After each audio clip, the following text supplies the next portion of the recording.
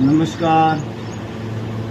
आज देखो live video है आपने आगे जे देखो सा तो आपने सतीश को हम निवेदन करूँ कि आपने पुण्य करना चाहिए पशुओं ने पक्षियों ने दाणो देना चाहिए और पशु गौ माता आवारी घूम रही है इन्हें गुड़ खिलाना चाहिए।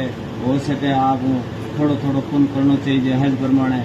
तो और देखो पर डे मेरे कने आवे और दोनों टाइम भोजन जी में बिल्कुल निसंकोच डरे ही को इन्हें अति विश्वास हो गयो मेरे प्रति तो प्रेम हो गयो मतलब डर नहीं लगे कि भाइयों के मिन ठोके कौन।